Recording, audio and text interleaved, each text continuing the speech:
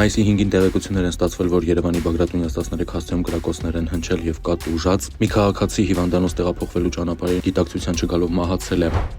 Պետի քաղաքում անչափահաս քույրերի հետ կապված եւ համացանցում լայն տարածում ստացած տեղեկատվության վերաբերյալ քննչական կոմիտեն պարզաբանում է տարածել 2026 թվականի փետրվարի 12-ին անչափահաս քույրերի հայրը ոստիկանության վեդի բաժին հաղորդում է ներկայացրել այն մասին, որ փետրվարի 8-ին ՎՆ օգտվելով իր դստեր անօգնական վիճակից կատարել է անառակոբարո արարք։ Անչափահաս տուժողը ցուցմունք է տվել, որ ՎՆ իրենց տան բարերարն է եւ նրա հետ սեռական հարաբերություն չի ունեցել։ Անչափահասը հրաժարվել է լրացուցիչ դատաբժշկական փորձաքննության ենթարկվելուց։ 2026-ի ապրիլի 22-ին անչափահաս տուժողի քույրը, որը նույնպես անչափահաս է, ոստիկանության վեդի բաժին հաղորդում է ներկայացրել այն մասին, որ ապրիլի ընթացքում իրեն է մոտեցել անծանոթ տղամարդ Արթուր անունով, համոզել իրեն նստեցրել մեքենան, դպրոց տանելու նպատակով, սակայն տարել է քաղաքի եկեղեցու ճանապարհի նարկաշինության մոտ ու սեռական հարաբերություններ ունեցել իր հետ։ Անչափահաս տուժողը նախաքննության ընթացքում տվել է իր արամերժ հակասական ցուցմունքներ, մասնավորապես մի դեպքում ընդհանրապես հերքել է որևէ անձի, այդ թվում Արթուրի հետ սեռական հարաբերություն ունենալու հանգամանքը, նշելով, որ այդ տղամարդը չի փորձել իր հետ սեռական հարաբերություններ ունենալ, չի հարվածել եւ նույնիսկ չի համբուրել իրեն, իսկ դատաբժշկական փորձաքննության ընթացքում հայտնել է, որ շուրջ 1 տարի է ինչ սեռական հարաբերություններ է ունենում մեկ այլ անձի հետ։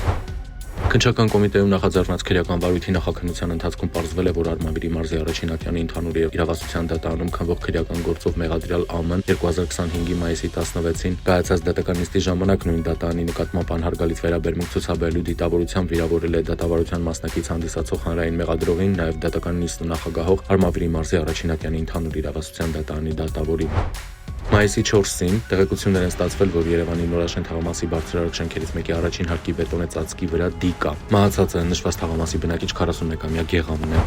Ապրիլի 23-ին տեղեկություն է ստացվել, որ աստիճաններից վայր ընկնելու հետևանքով բժշկական կենտրոն է տեղափոխվել Սյունիքի մարզի բնակիչ 20-ամյա Հրաչիկը։ Պարզվել է, որ Հրաչիկին մարմնական վնասվածքները պատճառել են Սյունիքի մարզի բնակիչներ 21-ամյա Տիգրանը, 17-ամյա ՆԲ-ն, 17-ամյա ՆՀ-ն, 15-ամյա ՎԱ-ն եւ 16-ամյա ՇԳ-ն Կապան քաղաքի թիվ 5 միջնակարգ դպրոցի հարակից տարածքում ծեծի ենթարկելու հետևանքով։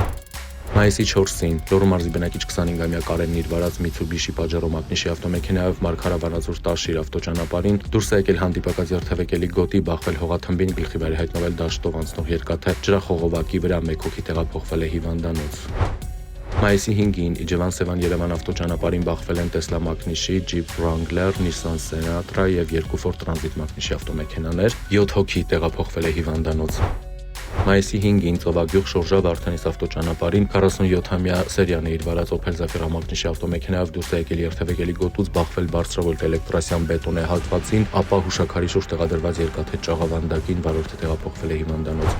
Մայիսի 5-ին Աբովյան Ձորախբիր ավտոճանապարհին բախվել են 28-ամյա Ռաֆիկի վարած Լադա եւ 38-ամյա Աստինեի վարած Nissan Bluebird մագնիշի ավտոմեքենաները, 2 հոգի տեղափոխվել է հիվանդանոց։ Մայիսի 4-ին Երևանում բախվել են 61-ամյա Տիգրանի վարած Toyota Camry եւ 52-ամյա Նարինեի վարած Mazda CX-5 մագնիշի ավտոմեքենաները, ուժասներ չկան։